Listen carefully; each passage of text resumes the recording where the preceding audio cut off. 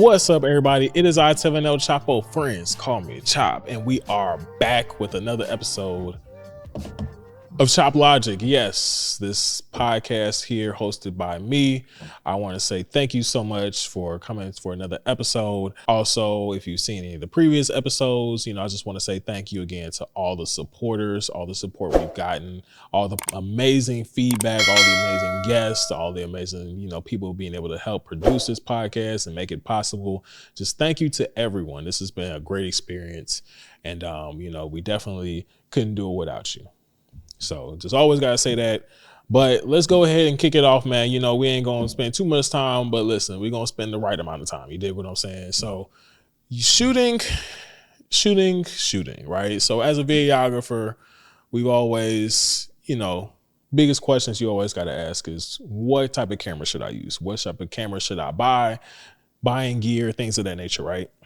I'm not here to tell you that, right? We've had conversations like that in the past.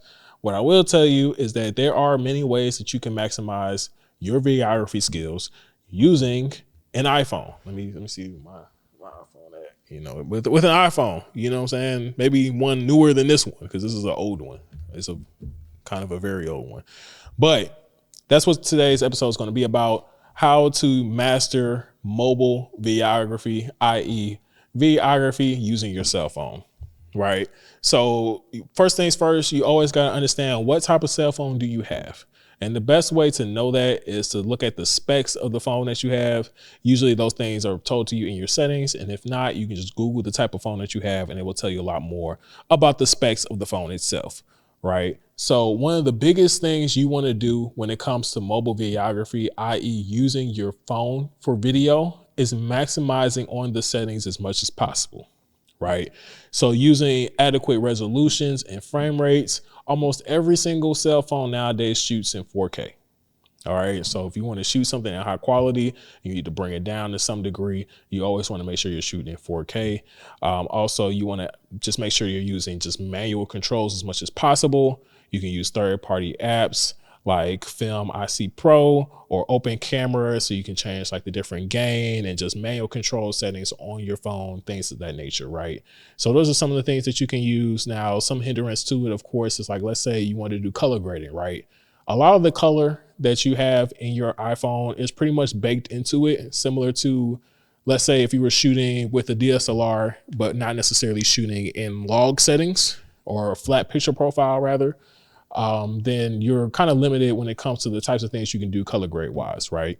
So, just making sure that you're keeping that in mind as you're going through the process of shooting with your iPhone, and also just using the best settings possible.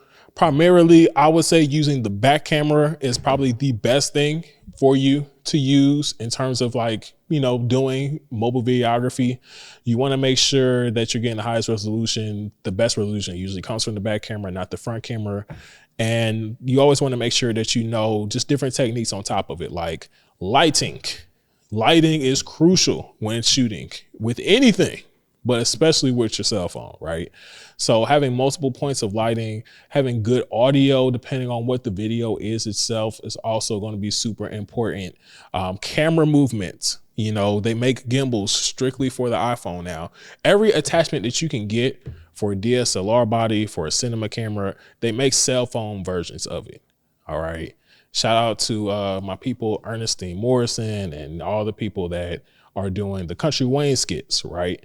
They shoot all those on iPhones, on a gimbal, all right, with maybe like a boom mic or a shotgun mic attached to the phone.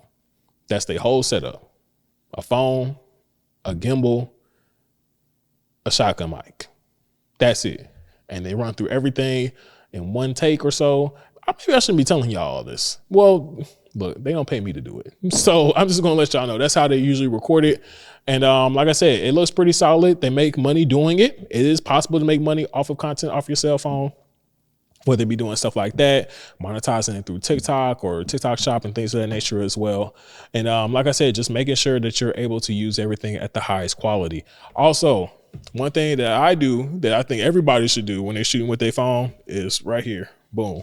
Just wipe that off. You know what I'm saying? Maybe not on your shirt or the part of your shirt where it's easily seen, but you always want to wipe your camera lens on your phone before you start taking any photos or videos, because the main thing is that if it come out blurry or it come out streaky or it come out looking crazy, it's probably because you didn't wipe them lenses off. You know what I'm saying? So you definitely want to do that as much as possible, right? Just to make sure you get the clearest resolution in everything that you're doing. All right. One also thing I would say too is that a lot of the time the camera has a digital zoom. So a lot of the digital zoom is pretty much artificial. That's something that I would kind of be mindful of as I'm shooting with an iPhone and things of that nature, mainly because what you don't want to happen is you don't want it to damage the resolution or the image quality because you were digitally zooming, right? Especially if you're using like an older iPhone like myself, right?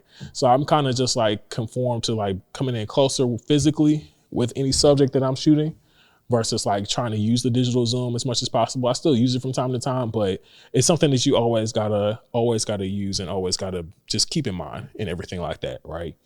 So like I said, one of the biggest factors is going to be lighting. You always want to make sure that you're maximizing on as much light as possible so you can light it up similar to how we light up, the set for the podcast. If you can see the lights, which you should not see the lights if you're doing it right. Also shooting outside, shooting in natural light will also help a lot. The iPhone and, these newer Androids and cell phones have great capabilities of adjusting based on whatever lighting is in the area already. But ideally, you want to be able to control the light as much as possible. Even diffusing the light or using like different artificial lights or even just putting in like a ring light. There's phone attachments in the middle of ring lights that you can use. So, you always want to make sure that you're keeping that in mind. And then on top of that, let's not forget the rule of thirds, right? So essentially the rule of thirds is each section of the video frame is going to be a third. You want to keep your subject somewhere in the middle, kind of like, I hope, where I'm at right now. And you can do the same thing with your iPhone, right? So, just being able to just be very mindful of those things, different camera angles, perspectives, what's the goal of the angles, essentially all the things that you can do or all the things that you can learn outside of the technical aspects of an actual camera, you can learn with your cell phone. Lighting, audio, composition, style, framing, mood, direction, camera movement, all these things can be learned with a cell phone. All right. So you are more than capable, even like doing a podcast. I've been a guest on podcasts that was exclusively shot on cell phones. You can do short films with the iPhones. I don't know if you've seen the new movie, was it 28 Years Later? That whole movie was shot with iPhones. Yeah. I've not seen the movie, so if it looks crazy, don't look at me. I wasn't there. All right. But essentially, there's so many different things that you can have as attachments, everything like from a gimbal to even like a off-camera light, or even just like an audio device. All these things are attachable to the iPhone, so that you can essentially use your cell phone for practically anything, right? So you can even like shoot in slow motion, especially if you're using a newer iPhone, they come with slow motion capabilities for you to shoot. So you can shoot in a super duper high frame rate for you to be able to use slow motion. There's also different accessories like gimbals and tripods, like I said, for you to be able to use. And you just kind of want to utilize all these things depending on whatever project that you're doing. And the funny thing about, a lot of these accessories and the beauty of it is that while a lot of the accessories for like a DSLR camera, like a Canon or a Sony, are exclusive to that one specific body type, a lot of the accessories for your cell phone when it comes to shooting video are universal to all cell phones. So you can switch over 3, 4, 5 different cell phones and still use all the same accessories for the most part, right? So those are things that you kind of want to consider as well. Those are things that also help in the process of shooting, not having to constantly buy new gear whenever you do upgrade your cell phone. Some things may have to be more kept in consideration, like if the phone is wider or bigger or the phone video quality is different. If you're using an iPhone or using a cell phone for video capabilities, definitely do research on the video specs of the phone before you make a purchase. And then of course, being able to edit. You can use CapCut on your phone. You can use mobile apps. I literally just got notified on my laptop that you can use Final Cut on an iPad even. And a lot of these things also apply to iPad based videography. Even though I don't really use an iPad for anything, I would much rather use a cell phone versus an iPad. But you can also do things with your iPad too, because they all come with cameras now as well, right? So even just in terms of conceptualizing, right? The same way that you can take notes, you can take notes on settings, you can take notes on, ideas for what you want to shoot. You can take notes on, just a variety of different things that can be conducive to improving your videography skills through using your cell phone, right? You can also plan your shots ahead of time. You can frame it up. You literally have your phone with you everywhere you go. So when you're scouting locations, you can scout a location with your phone and use that same phone to shoot whatever it is that you scouted the location for, right? So it's a lot of things like that that you can definitely just keep in mind. You also want to just establish like measurable objects, just something that you can figure out in terms of like how you can scale using your phone. Ideally, once you get to a point of scaling your content, you want to be able to buy like official videography equipment. Some people make it their own niche to just strictly shoot with iPhones, which is nothing wrong with that. But you also want to depend it on the pricing, and you want to depend it on, just the type of people you're going to end up working with, right? So for instance, I wouldn't do a video shoot for Coca-Cola or a marketing video for Coca-Cola with an iPhone, right? I wouldn't even show up, because at that point, what are you going to quote them? You feel what I'm saying? Like at most you're going to quote them the price of the phone, but even then, why would they pay that when they could just pay somebody with a red camera, or pay somebody with a Blackmagic, or pay somebody with a Canon or a Sony? You feel what I'm saying? Like you kind of want to keep in mind of those types of things. So ideally, shooting with a cell phone is a good niche to be in if that's what you want to do specifically. But this is mainly for like shooting things on a casual level, not necessarily doing this at a high professional level, right? So just getting your feet wet in videography before you decide to make a purchase for an actual full body camera. All right. So just kind of the things to keep in mind. And like I said, you can easily create that into a whole niche. Like I said, there's plenty of social media marketing content that's shot strictly with cell phones, and it's never really an issue.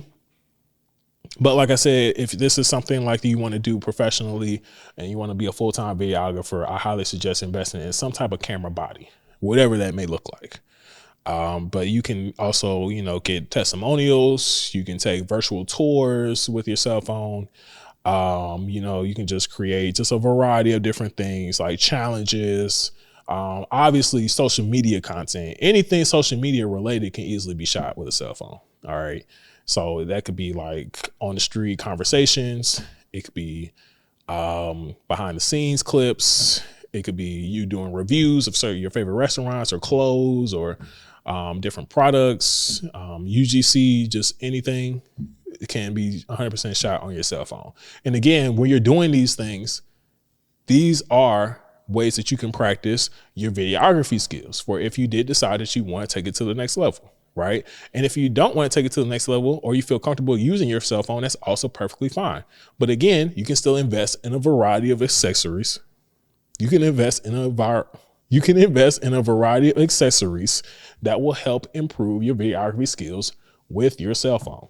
So those are just some of the few things. I really do think that cell phone videography has come a long way from when I first got started in videography, because back when I first got started, this was like around the same time we still had iPod touches, and the iPod touch was just getting a camera.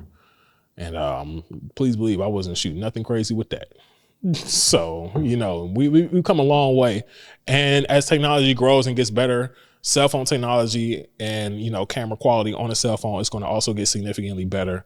So, bear that in mind as well. And also just kind of like make sure that you're evolving with your craft as much as possible, and you're not necessarily conforming to just the cell phone. right? So if that's something that you want to do professionally, eventually I would suggest you investing in a camera body.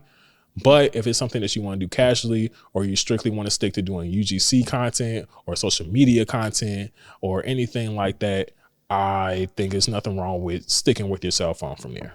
Because even if you decide to be like a streamer or something like that, ideally you don't want to be trying to stream everything through your cell phone because you kind of need it. Or if you do, you're going to need to buy a second cell phone, which at that point you can more than likely buy a camera.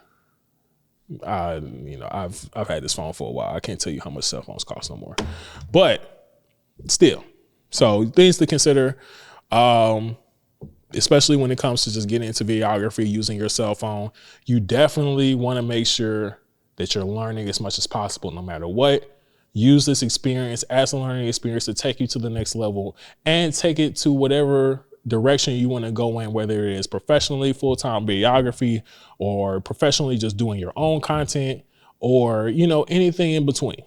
But you want to make sure that you're taking this time to learn, soak in, pivot, adapt as much as possible. And don't forget to have fun. What's the point of shooting anything if you're not doing it for fun?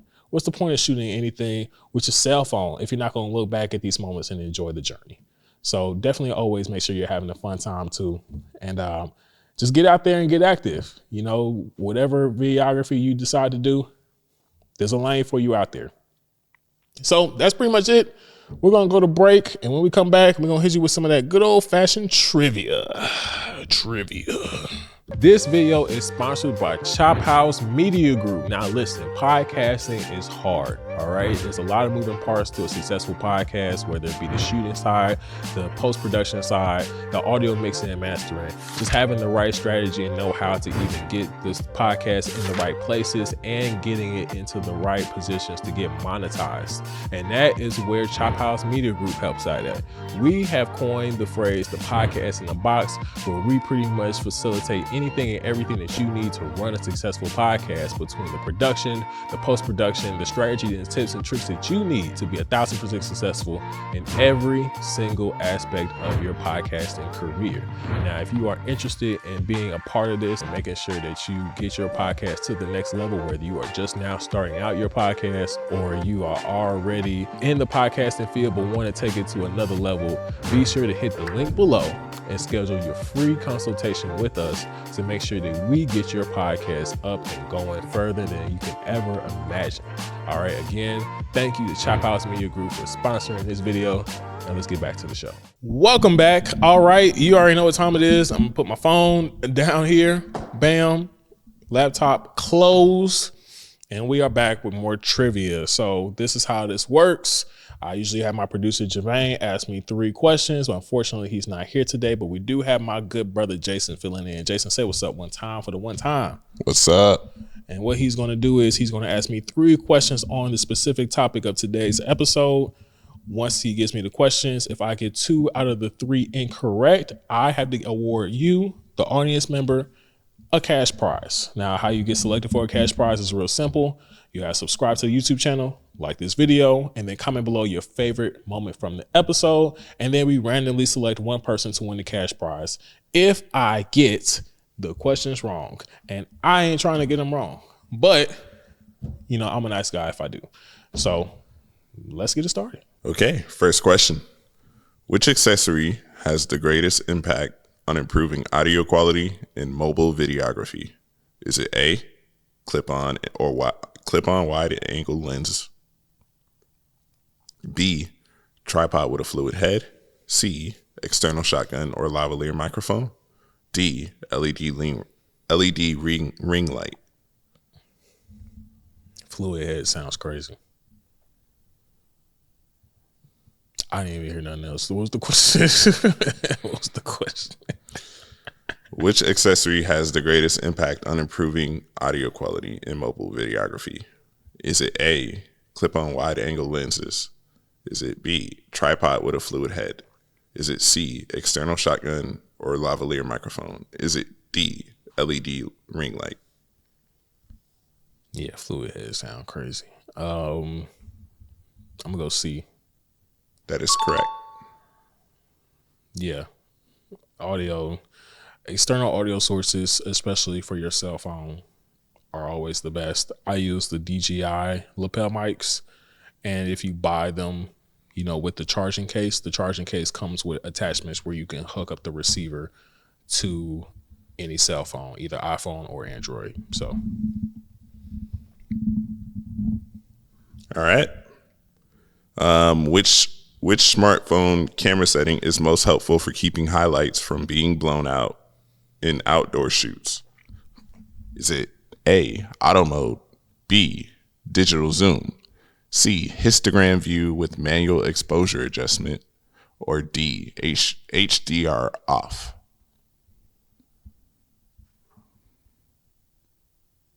I'm gonna say HD.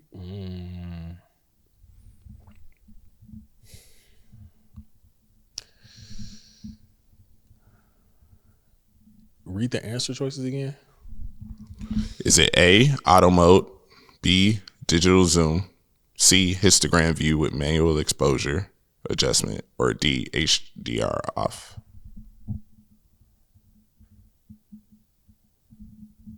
I want to say C, but I've never seen that day in my life. So I'm going to say C.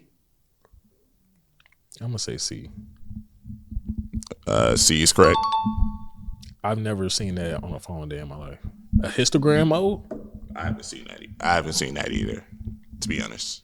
But I guess manual exposure I mean, yeah, manual exposure. Okay. adjustment is histogram view with manual exposure adjustment, but I never seen a histogram. To be On honest. a phone? Never. Nah, I haven't. Never in my life. All right. You wanna? Yeah, I don't have nothing to add to that. Yeah, go ahead. What is the biggest disadvantage of relying on a smartphone's built-in stabilization for professional work? Is it A, it lowers the resolution of your footage? Is it B, it doesn't work indoors? C, it can warp or crop the frame during movement? D, it causes lens flares? I want to say C. C is correct. This is a triple C equation. Triple C. I will also say too, even if you are, Jason's doing something crazy behind it. All right. If I want to say too, for the record, if you're shooting wide enough with image stabilization, even on a DSLR body, you can get warping. So even with the lens that I'm currently looking at right now, which is a 70 to 200 2.8, excuse me, 24 to 70 2.8. For Canon, if I'm shooting all the way in 24 and I start, you know, incorporating the image stabilization that's in the lens plus the stabilization that's built into the camera body too, I do get warping. So I usually, you know, bring it in to closer to like 25, 26 or something like that, you know, maybe 30, like before 35, and then the warping goes away. So something to consider. Not only for a cell phone, which it does happen on cell phones more frequently, but if you're shooting like ultra wide, just in general. But all right, y'all. I mean, listen, man. Look. I'm gonna give y'all one of these days. I'm gonna just give y'all Javaine's contact information and let y'all talk to him about these questions. But thank you so much for joining us for another episode. Big shout out to my brother Jason for being here today, helping out. On behalf of Javaine will be back.